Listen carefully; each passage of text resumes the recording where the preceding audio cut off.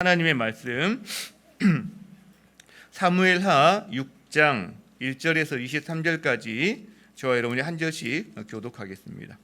사무엘하 6장 1절에서 23절 말씀입니다. 가정에서 예배 드리시는 분들도 함께 일어나서 같이 교독하고 가급적이면 성경을 찾아서 읽도록 해주시기를 부탁을 드립니다. 저부터 읽겠습니다.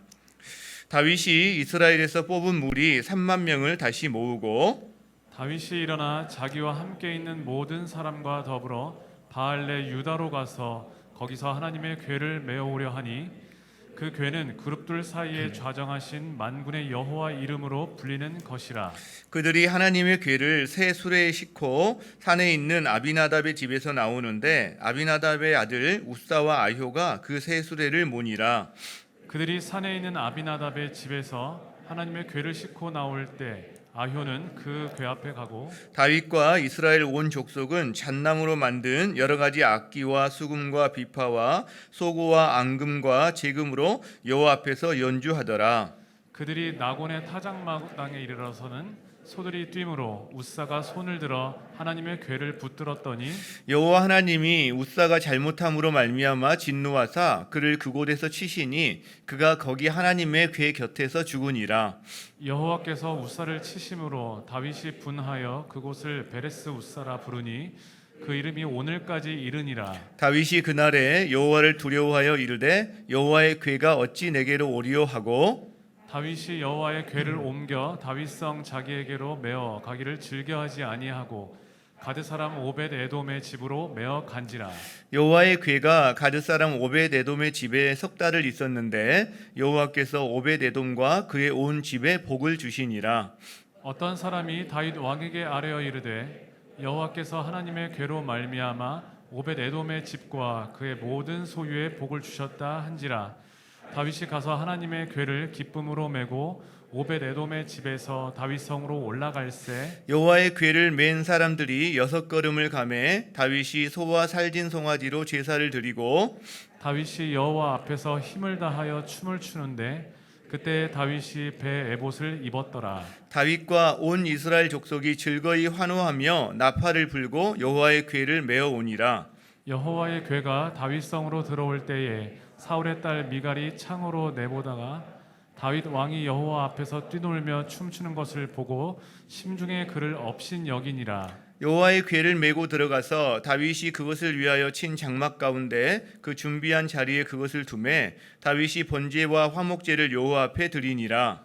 다윗이 번제와 화목제를 드리기를 마치고 단군의 여호와의 이름으로 백성에게 축복하고 모든 백성 곧 이스라엘 무리에게 남녀를 막론하고 떡 한 개와 고기 한 조각과 건포도 떡 한 덩이씩 나누어 주매 모든 백성이 각기 집으로 돌아가니라.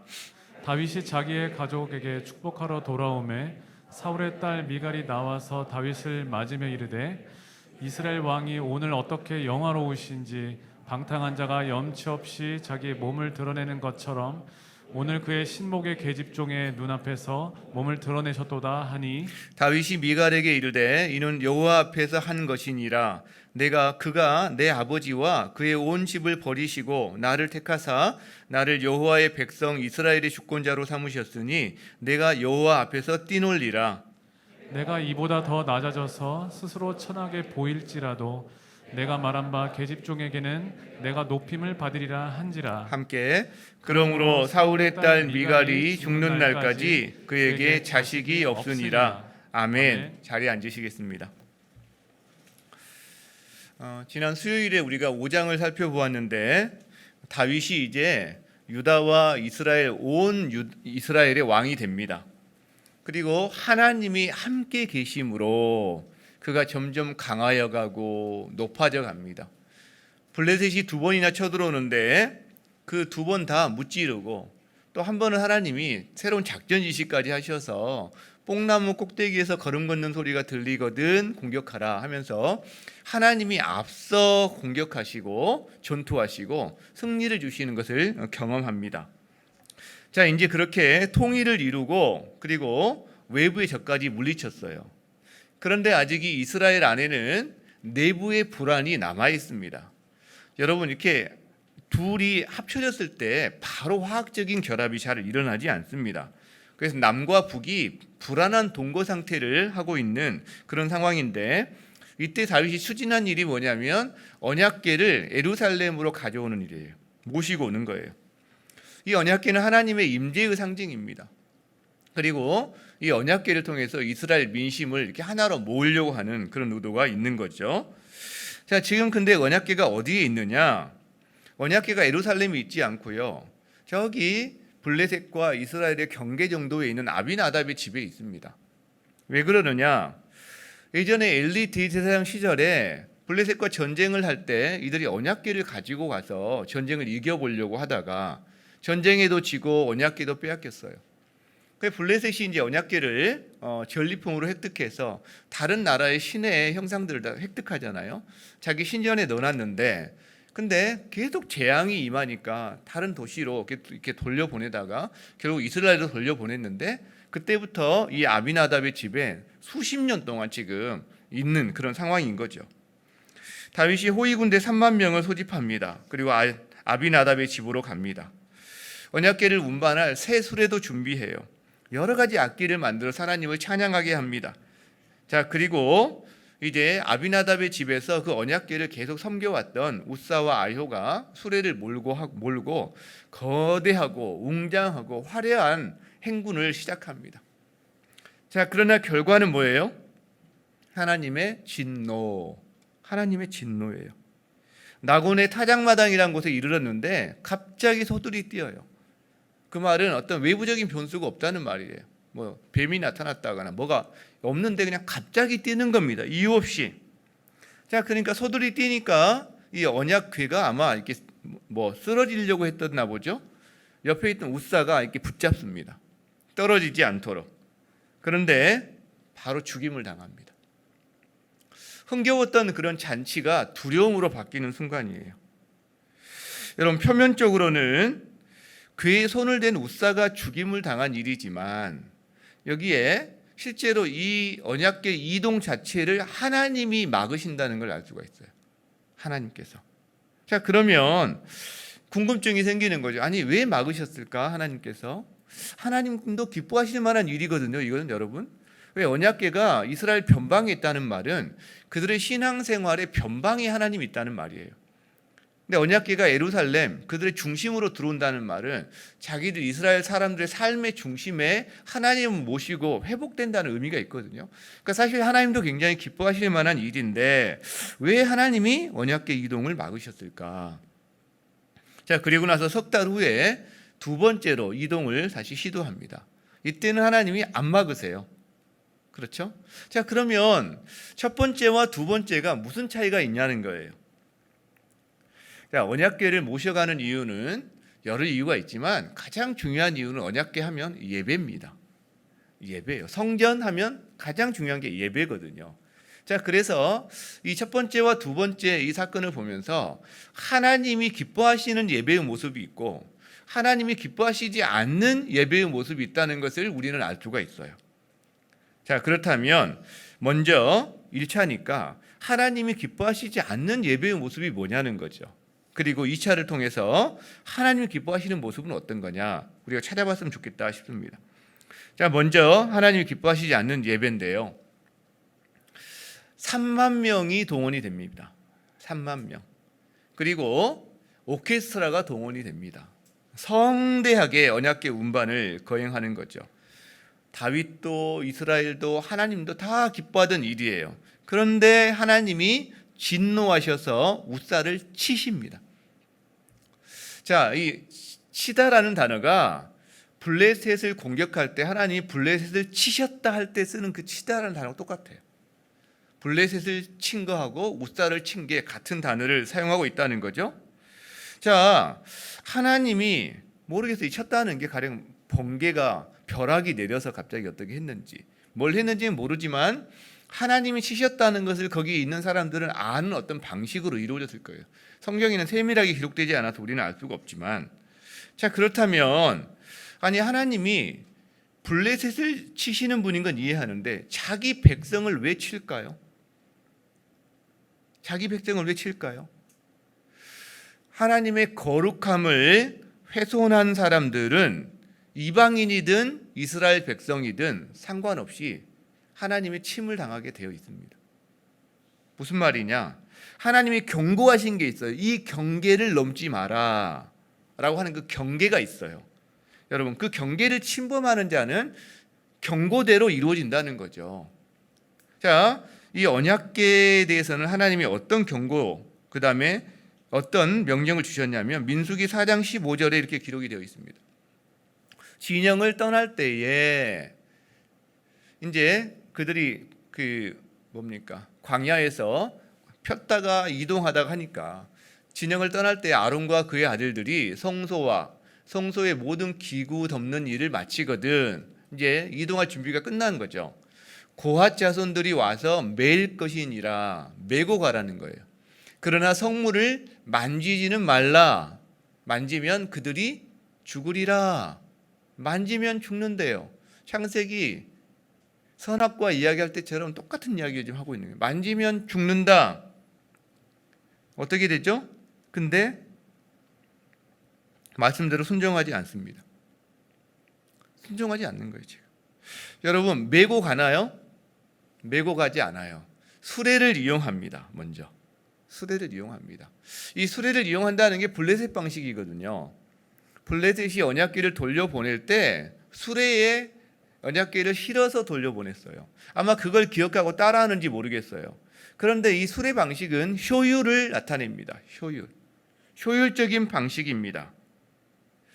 기랏 여아림이라는 곳에서 이 예루살렘까지 거리가 한 16km 정도 되는 것 같아요. 우리가 정확히는 알 수 없지만, 그러나 지금 고속도로 우리가 포장된 도로 16km 가는 것과 시골길 16km 가는 것은 차원이 다릅니다. 실제로 제가 살 때 저희 동네에서 군까지 뭐 그렇게 긴 거리가 아닌데 거기 다녀오는 건 무조건 하루길이었거든요. 버스를 타도 1시간 이상이 걸렸어요. 지금 제 차로 가면 한 10분? 뭐 15분밖에 안 걸린 거리인데 그때는 버스로 가도 1시간이 걸렸어요. 예전 길들은 그렇습니다. 실제로. 자, 그러니까 이걸 걸어서 메어서 이동시킨다는 것은 굉장히 수고로운 거죠. 근데 수레에 이동한다는 것은 굉장히 시간도 아낄 수 있고 수고를 줄일 수 있는 효율적인 방법이라는 겁니다. 자, 효율을 추구해요. 하나님이 말씀하신 방식을 따라하지 않습니다. 여러분, 이게 바로 불순종이에요. 이게 불순종입니다. 그러니까 하나님께서 순종이 빠진 예배를 기뻐하지 않는 겁니다. 우리가 알아야 돼요. 효율은요, 순종을 대신하지 못합니다. 그리고 목적이 정당하다고 과정이 모두 다 정당화되는 건 아닙니다. 그렇죠? 우리가 성경헌금한다는 많이 하겠다는 명목으로 자기 사업장에서 부정과 불법을 저질러서 이익을 남기고 그런 다음에 성경헌금 많이 한다고 하나님 기뻐하실까요? 우리가 당연히 압니다. 기뻐하시지 않는다는 것은. 여러분, 하나님의 뜻은요, 하나님의 방식에 따른 순종이 필요해요. 하나님을 위한 목적과 하나님이 말씀하신 방법을 같이 따라가야 이게 온전한 하나님의 뜻을 이루게 된다는 거죠. 그러니까 만일 우리가 하나님의 뜻을 이루려고 하는데 방법은 세상의 방식을 쓴다. 그럼 이게 아무리 멋져도요, 3만 명이 아니라 30만 명이 움직여도요, 갑자기 소들이 뛰기 시작할 거예요. 아무 이유 없이 소가 막 미쳐 날뛰는 거죠. 이런 일이 벌어진다는 겁니다. 자, 그럼 하나님이 기뻐하지 않으시는 예배, 구체적으로 그러니까 크게는 이 순종하지 않는 예배인데 구체적으로 이 세 사람을 통해서 우리가 그걸 살펴볼 수가 있는데, 첫 번째, 여러분, 다윗은 지금 어떤 예배자인가요? 다윗이 언약궤를 모시려는 동기가 무엇입니까? 표면적으로는 이스라엘의 신앙을 회복하고 온 이스라엘이 신앙으로 하나됨을 추구하고, 여러분, 표면적인 이유는 너무 좋습니다. 그러나 오늘 본문의 뉘앙스를 봤을 때 다윗의 마음에 그것과는 다른 정치적인 동기가 그 안에 숨어 있다라는 것을 우리 본문은 우리에게 뉘앙스를 풍겨요. 여러분, 언약궤를 예루살렘으로 가져오면 예루살렘으로 각 지파의 모든 민심이 쏠리게 되어 있습니다. 그리고 예루살렘에 기반을 둔 다윗 왕가의 정통성은 더 견고해질 것입니다. 자, 여기에 지금 마음이 있는 건데, 자, 그래서 다윗은 무엇을 하느냐? 외적인 부분은 신경을 많이 씁니다.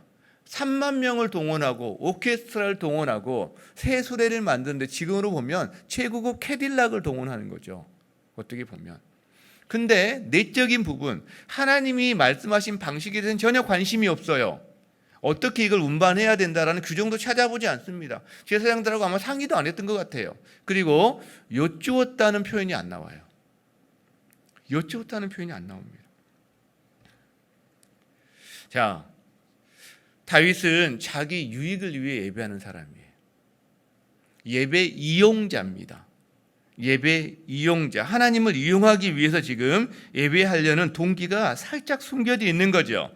자, 이런 사람들은 외향에 신경을 많이 쓰게 되어 있습니다.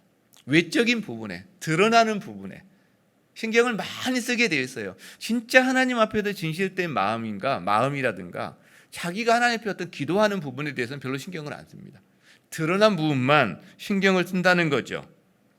정치인들이 선거철만 되면 교회를 방문하는 것, 막 여러 군데 이렇게 예배를 하루에 몇 번씩 드리잖아요. 하나님이 기뻐 받으시는 예배는 아닙니다. 그러나 이제 제가 바라기로는 어쩔 수 없이 앉아서 설교를 드려야 되니까 그때 그 설교 가운데 예배 가운데 하나님의 만지심을 오히려 경험하는 통로가 되면 좋겠다, 이런 생각은 하긴 되는 거죠. 여러분, 예배를 이용한다? 자기 유익을 위해서? 하나님은 이용당하는 분이 아니시라는 거예요. 하나님은 우리의 예배를 구걸하시는 분도 아니시라는 거예요. 하나님은 예배를 받기에 합당하신 분이시라는 거죠. 이 다윗을 통해서 우리가 그걸 알게 됩니다. 자, 그렇다면 오늘 대표적인 사람 웃사가 나오는데, 웃사는 어떤 예배자일까요? 많은 사람들이 웃사를 생각하면 참 안 됐다, 너무 억울하겠다, 이런 마음이 많이 있어요. 웃사와 자기를 동일시해가지고 막 그러죠. 아니, 웃사가 무슨 잘못이 있다고 소들이 뛰니까 언약궤 넘어지려고 하니까, 떨어지려고 하니까 안 떨어지려고 붙잡은 건데 하나님 너무하신 거 아니야? 내가 웃사처럼 그 옆에 있었더라도 나라도 붙잡았겠다, 이런 마음이 다 있죠. 하나님 너무하신 거 아닌가 하면서 동정을 많이 받는 사람 중에 한 명이 웃사입니다. 웃사. 자, 그런데요, 웃사는 예배자가 아닙니다. 예배 관리자예요. 예배 관리자입니다. 자, 웃사는 어느 순간 어릴 때부터 자기 집에 있는 언약궤를 보고 자랐습니다.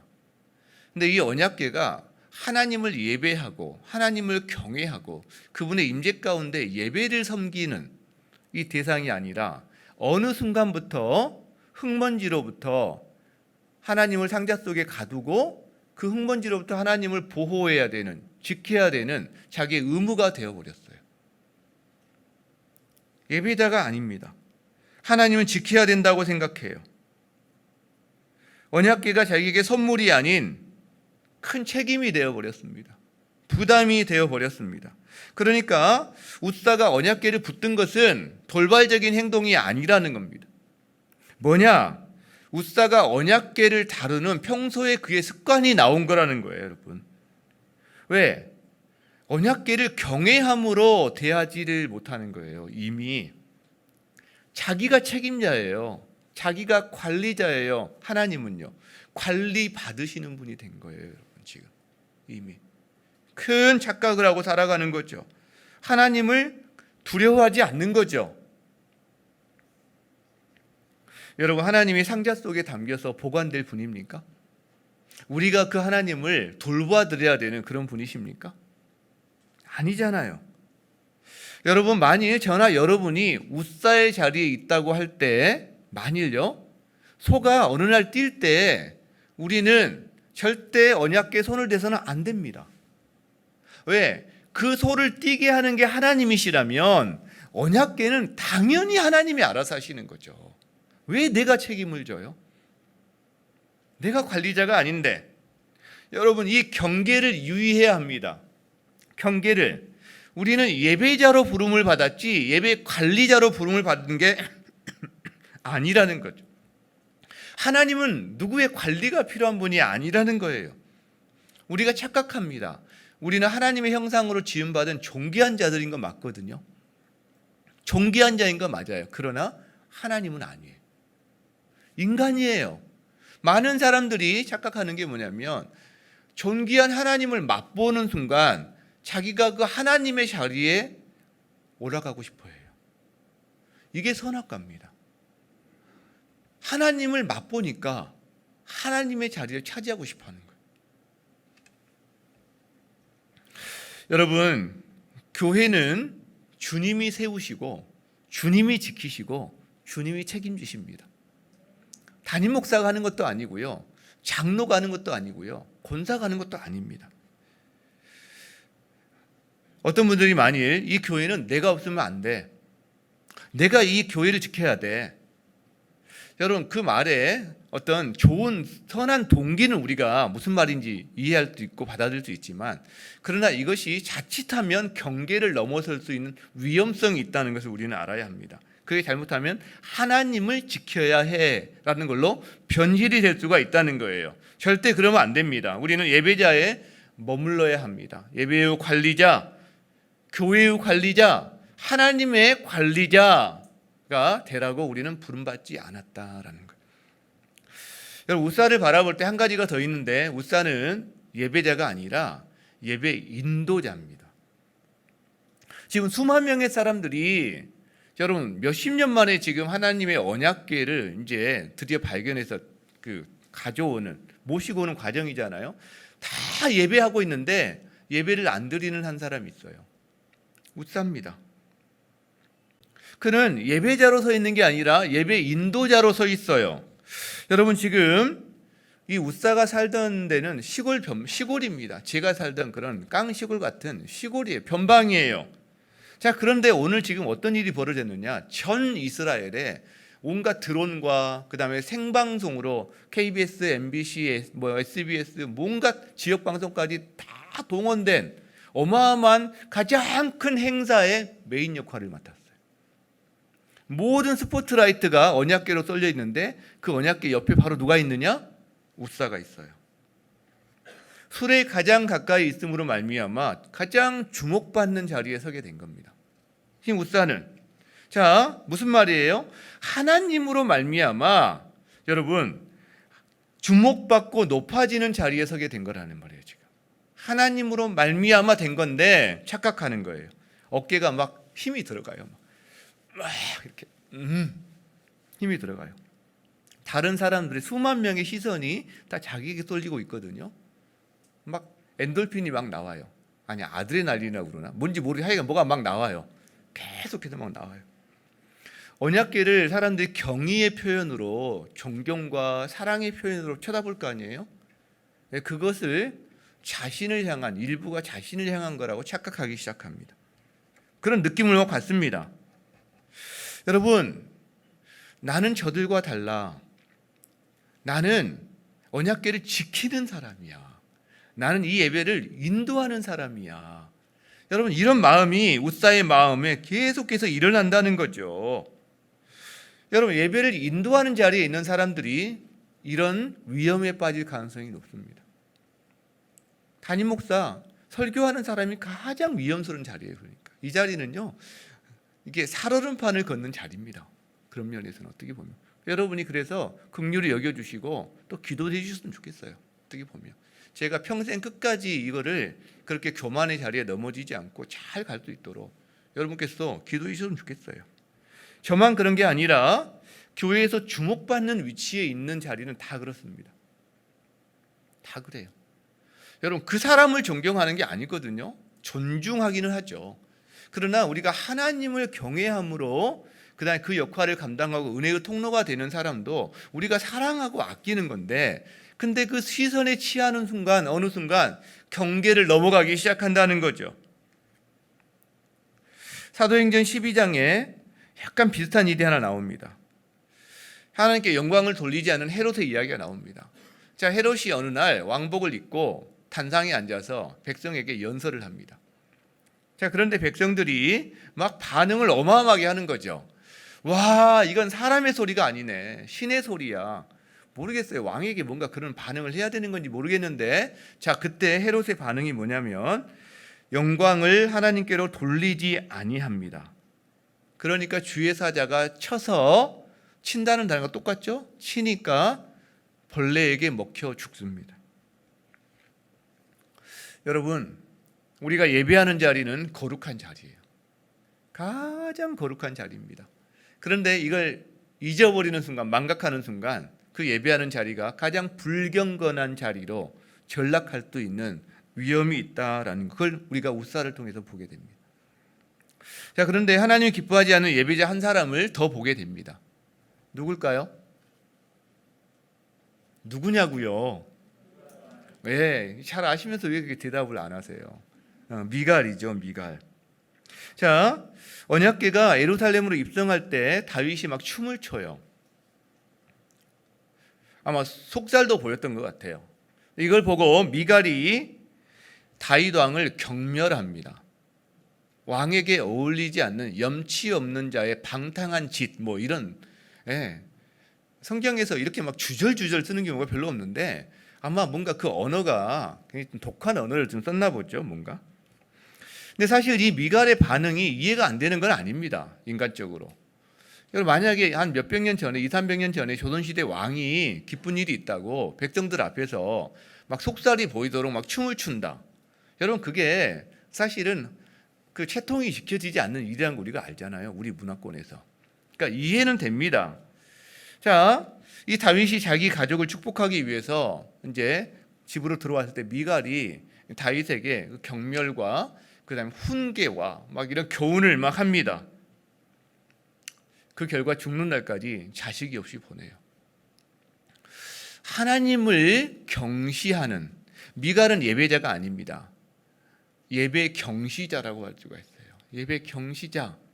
그런데 하나님을 경시하는 사람은 하나님으로부터도 다른 사람으로부터도 그 사람이 경시를 받는 인생이 될 거예요. 자, 미갈이 이것만이 아닙니다. 사실 미갈은 그 언약궤가 예루살렘에 들어올 때 창밖에서 예루살렘 그 언약궤 들어오는 거 보고 있었어요. 보고 있습니다. 그렇죠? 그리고 다윗이 춤추는 것을 발견하고 이제 마음이 상해버린 거죠. 여러분, 미갈을 통해서 우리가 알 수 있는 게 있는데, 언약궤의 기화는요 역사적이고 너무나 중요한 사건 중에 하나입니다. 사실 이게 어마어마한 의미가 있는 사건이란 말이에요. 자, 그런데 미갈은 그 사건의 의미를 보기는커녕 자기 눈에 거슬리는 한 가지, 아니 내 남편이 왕이 채통을 버리고 저렇게 속살이 드러나도록 춤을 추고 있어? 채신머리 없게? 이 한 가지에 딱 자기 눈에 거슬리는 게 꽂히니까 이 언약궤의 기환이고 뭐 의미고 다 필요 없는 거예요. 다 부정해버리는 거예요. 전체를 다 날려버리는 겁니다, 여러분. 작은 거 하나 때문에 전체를 날려버리는 거예요, 지금. 여러분, 미갈은 하나님을 예배하는 것보다 형식을 더 따지는 사람이에요. 예배의 형식. 예배는 이래야지. 예배는 저래야지. 고상해야지. 뭐 피아노로 해야지. 여러분, 우리가 그동안에 수천 년에 걸쳐 예배 드려오면서 사람들 안에 자기가 익숙한 어떤 형식들이 있어요. 그러니까 새로운 게 뭔가 도입되거나 자기가 익숙하지 않은 어떤 것들을 만나게 되면 우선은 거부 반응이 있는 게 인간의 반응인 건 맞습니다. 예배를 종교 형식으로 이해하는 거예요. 종교 형식으로. 종교 예식으로. 하나님보다 사람들을 더 의식하기 시작합니다. 그리고 자기의 기준을 내세우기 시작하는 거예요. 예배가 종교 예식으로 전락하면 여러분 생기가 없어집니다. 생명력이 없어져요. 기쁨을 잃어버립니다. 이게 종교 예식이 아니거든요. 짜여진 예전 순서에 따라서 드리는. 성경에 어디에도 예배 순서가 적혀진 데가 하나도 없어요. 예배 순서가. 여러분, 우리는 어떠합니까? 혹시 우리 안에는 미갈 같은 모습이 없는지, 미갈 같은 모습은 없는지, 여러분 열정으로 예배드리는 어떤 사람들을 볼 때 내 마음에 불편함은 없는지, 혹시 내가 내 입에 이런 말은 달고 살지는 않은지, 그건 이렇게 해야지, 그렇게 하면 안 되지, 그건 전통에 어긋나는 거지, 사람이 쇠통이 있지, 아니 어떻게 목사님이, 어떻게 장로님이, 권사님이 그렇게 해? 그러면 안 되지. 여러분, 우리가 자기에게 익숙하지 않은 어떤 예배라든가 이런 거에 대해서 우리가 잠시 어색하거나 적응 기간이 필요한 건 다 마찬가지입니다. 그거는. 그러나 그걸 넘어서서 그런 게 왔을 때 그걸 다 부정하고 문제 삼고 불랑거리를 만들고 만약에 이제 그런 맥락으로만 계속 반응을 한다면 그건 미갈처럼 반응하고 있는 모습일 가능성이 높다는 거예요. 자, 하나님이 기뻐하지 않는 예배가 어떤 거였어요? 다윗에게서는 예배 이용자의 모습이 있었어요. 그죠? 이용하는 거죠. 웃사에게서는요, 예배 관리자, 그리고 예배 인도자, 자기가 하나님을 지키려고 하고 자기가 드러나야 하고, 미갈에게서는요, 예배 경시자, 의식을 중시하고 사람을 의식하고 전통과 채통만 중시하는, 우리 자신을 돌아보고 하나님이 기뻐하시지 않는다면 우리가 돌이키기를 바랍니다. 자, 그렇다면 하나님이 기뻐하시는 예배는 어떤 예배일까요? 자, 1차는 하나님의 진노로 중단됐습니다. 그리고 나서 석 달, 이렇게 하는 게 낫겠네요. 석 달. 이게 잘 안 돼요, 보니까. 이렇게 석 달을 오벳 에돔의 집에 있게 됩니다. 석 달을. 근데 이때 하나님께서 오벳 에돔의 집에 복을 주셨다는, 그와 그 모든 소유에 복을 주셨다는 소문을 다윗이 듣게 돼요. 그죠? 그리고 이제 2차로 이동을 하게 됩니다. 그런데 이번에는 예루살렘에 무사하게 입성을 하게 되는 거죠. 자, 그렇다면 이 석 달 동안 무슨 일이 있었을까요? 이 석 달 동안. 이것이 참 중요한 의미를 갖습니다. 여러분, 1차 이동할 때 웃사가 죽었을 때 다윗이 분을 냅니다. 화가 난 거죠. 누구한테? 하나님께. 하나님 너무하시네요. 내 진심을 몰라주시고, 뭐 혹은 아니 우리가 이렇게 거하게 행사를 준비했는데 이걸 망치세요? 내가 왕으로서 이건 어떻게 보면 너무 중요한 정치적인 행사인데 내 체면은 뭡니까? 뭐 어떤 이런 마음이 있었는지 모르겠어요. 그러니까 어쨌든 다윗의 마음속에 하나님이 하신 일이 뭔가 심하다는 마음은 있는 거예요. 지금 이거 하나님이 너무 심하셨어, 이런 마음이 있는 거죠. 그런데 이 석 달이 바꿉니다. 이 석 달이요, 다윗이 하나님을 더 알아가는 시간입니다. 하나님이 진노하신 이유를 제대로 발견하는 시간입니다. 자기의 마음속 깊은 곳에 있는 동기를 다시 한번 점검하는 시간입니다. 그 영이 새로워지는 시간이에요. 그 영이 하나님 앞에서 완전히 탈바꿈하는 시간이 됩니다. 이 석 달이. 제가 이걸 보면서 올해 이제 원래 제가 안식년이거든요. 7년 차.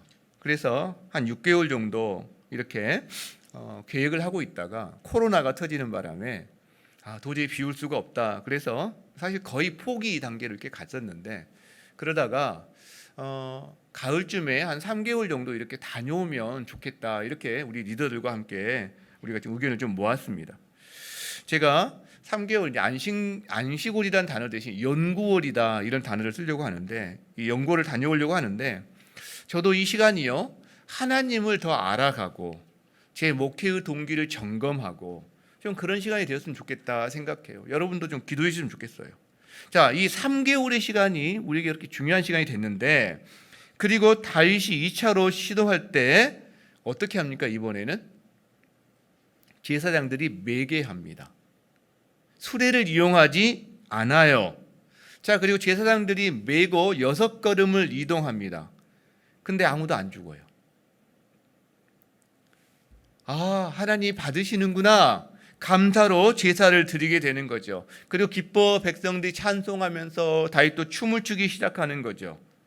여러분, 마침내 언약궤가 예루살렘 성에 입성하는데 이 2차 이동을 하나님 기뻐했던 증거가 있어요. 무사히 예루살렘에 들어왔을 뿐만 아니라 이제 다음 장을 보면 하나님이 언약을 주세요, 다윗에게.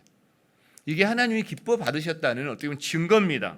자, 그러면 하나님이 기뻐 받으시는 예배의 모습을 이 2차 과정을 통해서 우리가 살펴볼 수 있는데, 어떤 예배를 기뻐 받으실까라는 거예요. 어떤 예배를. 자, 한 2가지 정도로 살펴봅시다. 첫 번째는요, 바른 지식을 따라 드리는 예배를 기뻐하세요. 바른 지식. 다윗이 처음에 실패한 이유가 뭐예요? 열심히 있었지만 바른 지식이 없었어요. 바른 지식이 없었습니다. 제사장들의 어깨를 매야 되는데 수레를 사용했던 거거든요. 여러분, 그래서 우리가 참된 예배자로 나아가는 데 있어서는 하나님을 아는 데서 아는 것이 선행돼야 됩니다.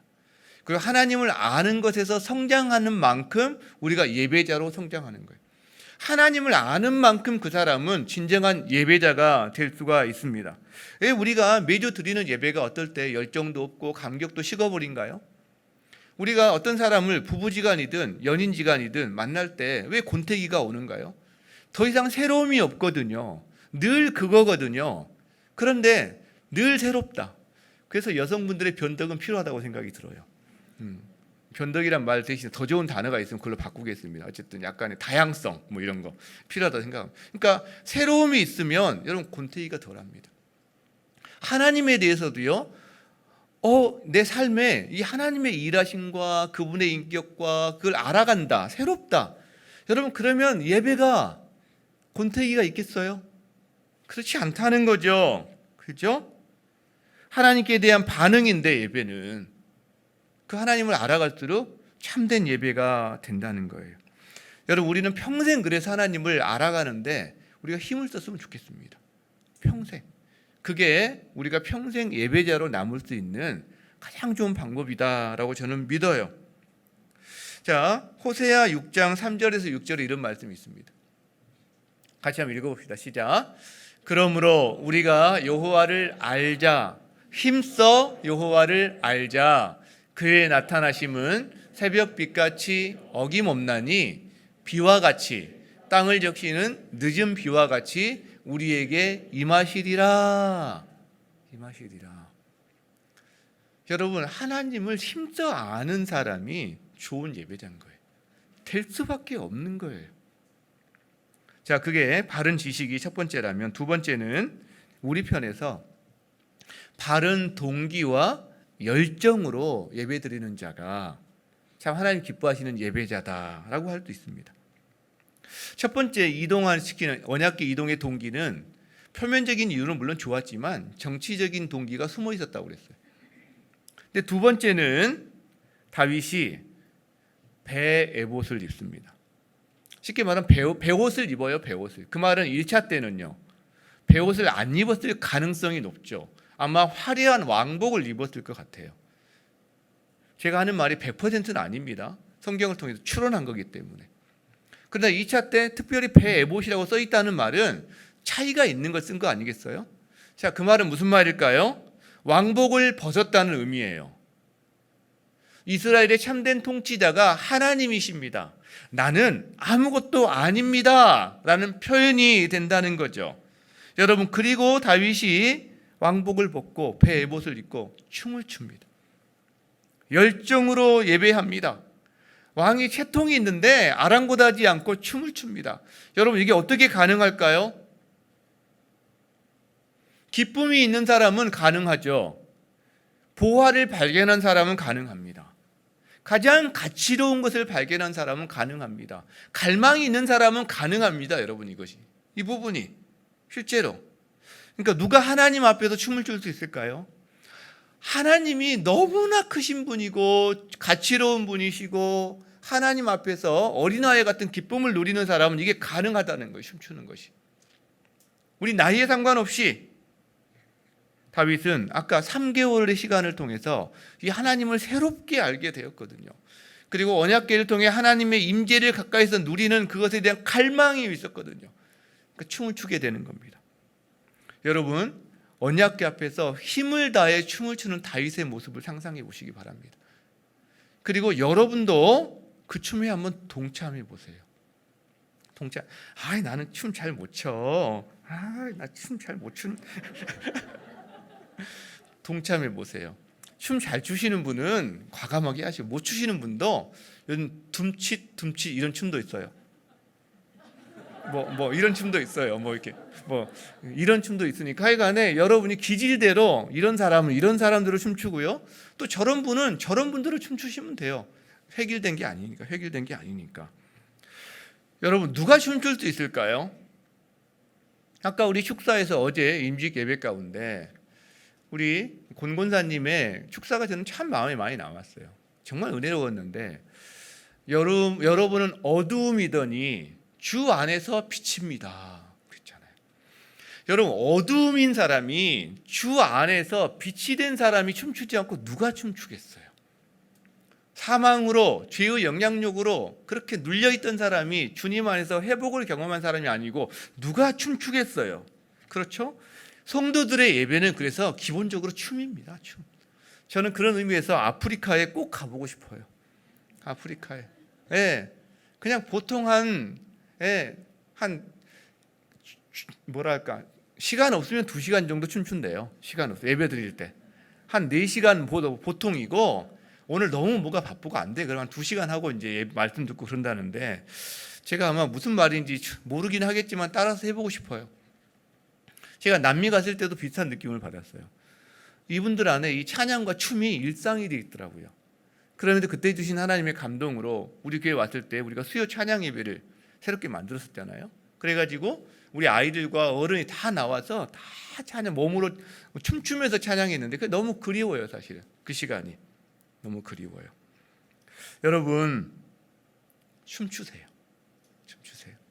예배 때 여러분의 영이 춤추시고 몸도 춤추시기 바랍니다. 그냥 일어나서 한번 춤 한번 춰볼까요? 춤 한번 춰볼까요?